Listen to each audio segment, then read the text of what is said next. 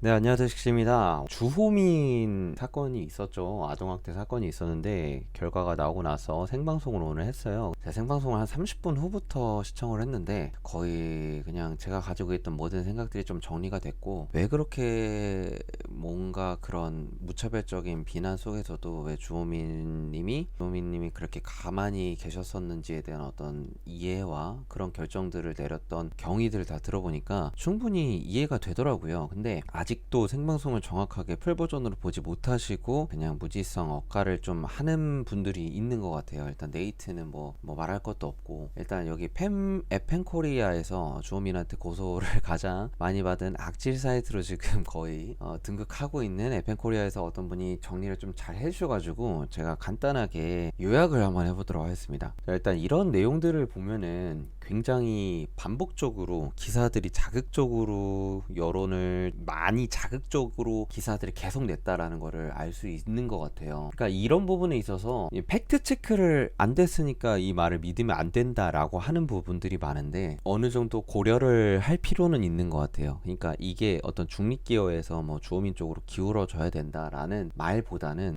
이런 식이면 사실상 우리가 기사를 접하는 게 기레기라는 말이 괜히 생긴 게 아니잖아요. 세상 모든 기자들이 주호민을 까던 시기였다 보니까 이렇게 사실과 다른 부분들이 부각돼서 기사가 나는 부분들은 충분히 그럴 수 있겠다, 개연성이 납득이 될 수 있겠다 라는 식으로 정도만 넘어가도 될 것 같아요. 일단은 저희는 3자니까. 그리고 호화 변호사단을 꾸려서 기사가 났던 적도 있었죠. 그런 부분들도 저는 처음에는 믿지는 않았거든요. 왜냐면 굳이 그렇게까지 해야 되나? 라는 생각이 들었기 때문이죠. 그러니까 인간적으로 우리가 상상이 안 되잖아요. 그러니까 납득이 잘 안 되잖아요. 그렇게까지 한 명의 교사를 뭐 이렇게 조지기 위해서 변호사단을 호화로 구성했다? 만약 그렇게 밝혀지면은 후폭풍을 어떻게 감당하려고 처음부터 그렇게 자극적으로 기사가 나는 것들을 저는 이렇게 크게 믿지는 않았어요. 그리고 아이가 성희롱을 한 거에 대해서도 아이가 그냥 바지를 내렸는데 여자가 목욕을 한 거다라고 해명을 했고요. 주호민이 평소에 이런 부분들에 대해서 사건이 일어날 때마다 학교에 가서 뭐 도계자라는 표현을 했는데 정말 많은 사과를 한 것으로 보입니다. 사죄 안 했다고도 기사가 났는데 이것도 사실이 아니라고 하고요. 사실 이 사죄를 안 한 거 가지고 엄청나게 많은 비판들과 그 지적들의 댓글들이 많았는데 그 부분은 사실 아니라고 합니다. 뭐 교사의 아동학대 기술이 뭐 이런 거 99%다 이런 거는 뭐 사실상 그냥 법이 판단할 영역이어서 이거 가지고 왈가왈부할 만한 거리는 아니라고 생각을 하고요. 이 부분도 이제 특수학급이 규정보다 초과가 돼 있고 1학년부터 6학년이 한 반에서 같이 수업을 하기 때문에 이거를 두 반으로 나누면 좋지 않을까를 생각을 하고 진행하려고 했지만 많은 반대들이 있어서, 그리고 장애아 TO가 늘어난다 이런 부분들은 장애아를 키우고 있지 않은 저희들 같은 경우에는 이해할 수 없는 영역이기 때문에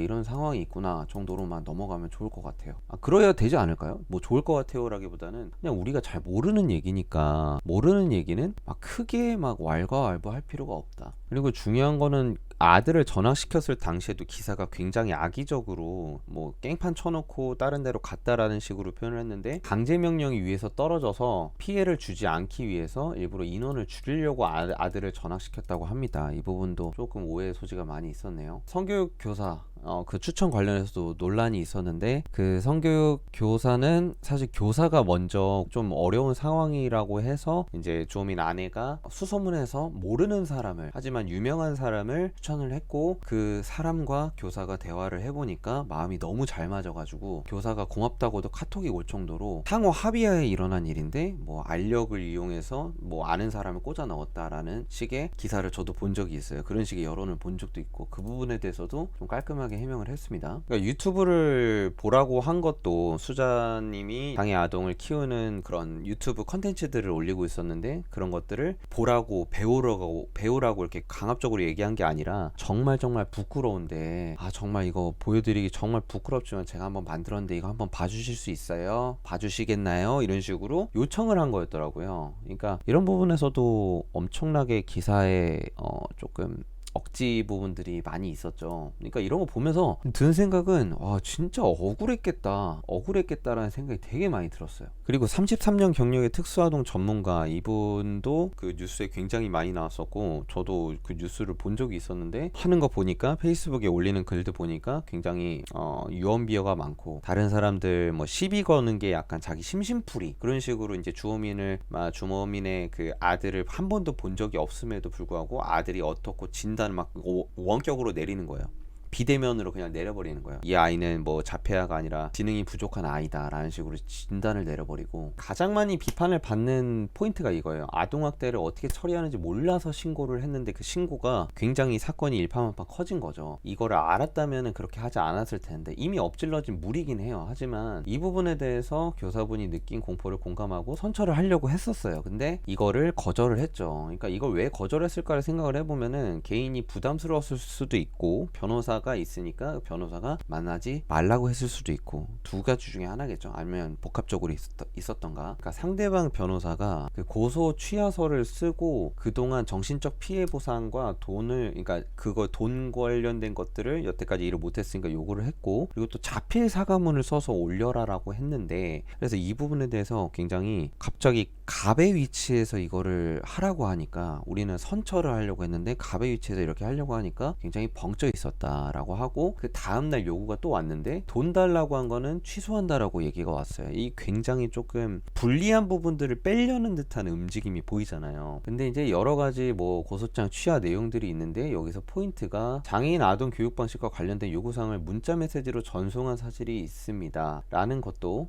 사실상 이게 의도가 그렇지 않음에도 그렇다고 인정하라고 약간 강요하는 느낌이고요. 사실상 그러니까 교사로서 과오가 있다라는 사실은 변함이 없다라고 주호민이 입장문에서 그 교사의 과오가 있다는 사실은 변함이 없다라는 그 문장을 아예 빼라는 거예요. 의견을 바꾸라는 겁니다. 주호민님이 불편했던 포인트는 뭐냐면 특수 선생님으로부터 발언과 관련해 사과를 받았다. 그러니까 사과를 하지 않았는데 사과를 받았다라고 자필 서명을 공식 입장으로 내라는 게 이거 사실 이게 정상인이 이런 식의 편지를 일반인이 이런 편지를 받았을 때 그러니까 이런 요구를 받았을 때 세상이 모든 사람이 나를 까고 있는 상황에서 상대 변호사마저 이런 식으로 얘기를 하면 제정신을 유지하는 게 진짜 가능할까 라는 생각이 들 정도로 진짜 이 꼭지가 돌아버릴 것 같아요. 이 정도면. 그래서 선처를 거두게 되었다. 저는 충분히 이해되는 상황이에요. 제가 만약 주호민 님이었어도 이런 요구사항을 듣고 그거를 선처해준다? 그거 진짜 정신병 걸 것 같아요. 왜냐면 이런 거를 한번 넘어가면은 평생의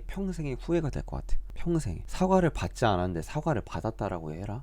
이거는 진짜 사람인가 싶어요. 그리고 경기도 교육감 얘기도 하면서 재판이 끝나지도 않았는데 복직을 시켜버리고 교사의 편에만 엄청나게 많이 들고 또 재판에다가 뭐 탄원서 뭐 그런 것까지 막 제출하면서 재판에게도 영향을 주려고 했던 그 정황들을 얘기를 했습니다.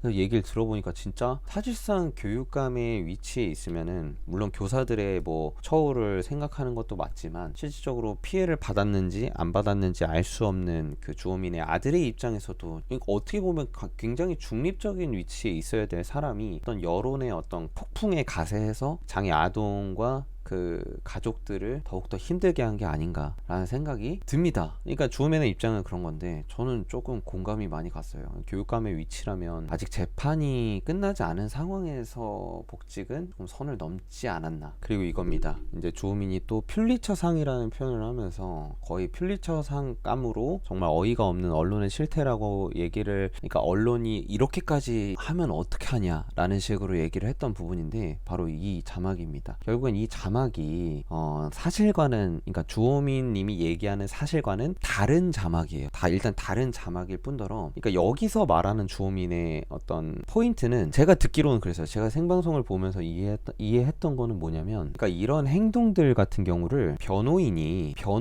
주호민의 아들의 어떤 이상 행동들 같은 것들을 원래는 이런 언론에다가 제보를 하거나 공개를 하면 안 되는데 그런 부분들은 지켜져야 되는데 그런 부분들을 전달해서 이렇게 언론에 다 뿌렸다는 거예요. 주호민 아들이 어떤 행동을 했다라는 것들을. 그러니까 주호민은 이거에 대해서 병원 환자의 차트 기록지를 그냥 동의 없이 뿌린 거나 다름없다라는 식으로 얘기를 했거든요. 그게 말이 되냐? 그건 말이 안 된다라고 얘기를 했어요. 저도 그거 보면서 그런 거 같은데, 생각해보니까 이게 사실 장애 아동들은 어떤 행동을 할 수도 있는 거고, 그 행동들을 할 수밖에 없는 상황들도 있는 거잖아요. 그 사람들에게 우리가 그거를 뭐 했다라고 해서 이렇게 대서특필하면서 주호민의 아들에 대해서 공개적으로 사람들에게 주호민의 아들이 이랬다 저랬다 이런 행동을 했다 저런 행동을 했다, 주호민 아들의 이상한 행동들에 대해서 열거하면서 너무 심한 거 아니냐, 그건 피해받은 사람한테 너무 그 상처되는 행동 아니냐, 그러니까 이런 식으로 뭔가 본질이 호도되는 느낌이 있는 거죠. 그러니까 이거를 보면서 어떤 사람들은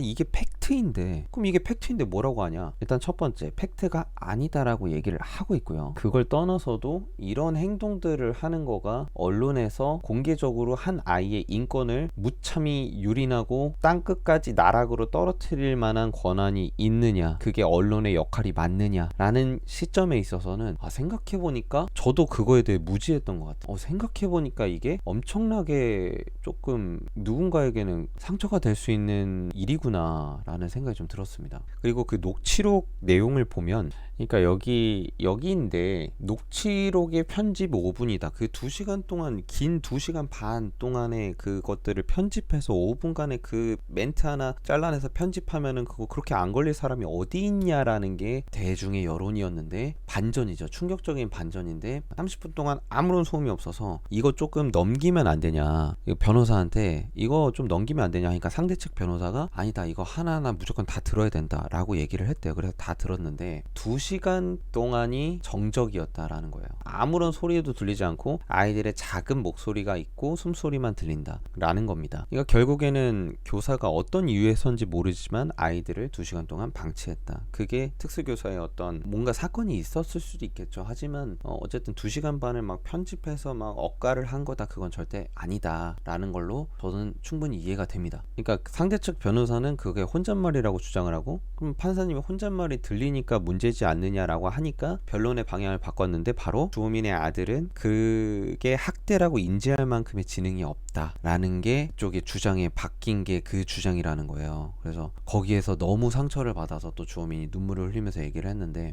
근데 저도 그 보면서 조금 너무 안쓰럽더라고요. 그러니까 주호민 씨가 안쓰러운 것도 안쓰러운데 그 아이가 불쌍하더라고요. 그러면 인지를 못하는 사람들은 모두 다 학대를 해도 되는 거냐, 모두 다 그렇게 얘기를 해도 되는 거냐 라는 식으로 얘기하는데, 뭐 그 주호민님의 아들이 누굴 괴롭혔다 그런 걸 얘기하고 싶은 게 아닙니다. 그러니까 그런 게 옳다, 그런 게 뭐 허용된다, 그런 게 절대로 아니에요. 그런 부분에 있어서 주호민님이 잘못을 인정 안 하는 것도 아니고 다 도계자 받고 매번 사과를 했다라고 하고, 그러니까 그래서 또 괜찮다 뭐 그런 부분은 아니야. 왜냐하면 그들이 해결한 문제니까 우리가 왈가왈부할 만한 문제는 아니라고 봐요. 그냥 그들이 싸웠고 그들이 사과를 했으니까 우리가 뭐라고 할 만한 입장이 아닌 거죠. 뭐 내로남불이다 뭐 이렇게 얘기를 하는데, 그분들이 어떻게 화해를 했는지는 그분들끼리의 이야기지, 우리가 어떻게 사과를 했는지, 우리가 막 그 방구석 재판관이 돼서 그런 거를 그 사과가 정당했다, 사과가 충분하다 라고 얘기할 만한 게 안 된다라는 거예요, 우리의 입장이. 근데 상대 변호사의 저런 말이나 행동들이나 봤을 때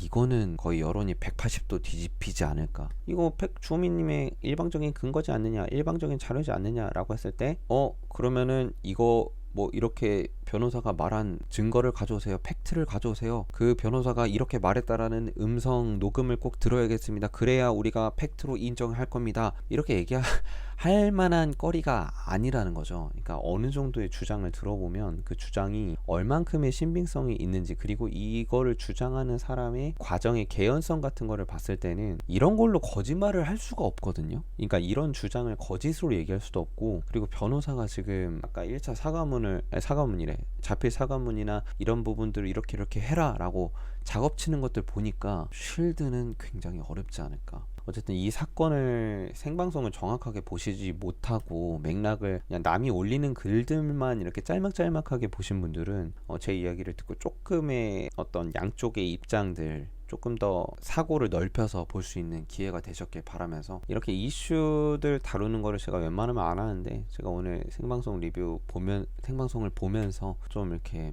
좀 마음이 아픈 게 있어서 제가 제 구독자분들에게는 그래도 어느 정도의 스피커가 되어야 되지 않을까라는 생각이 들어서 이렇게 영상 만들게 됐습니다. 여러분 많은 생각들 나눠주세요. 감사합니다.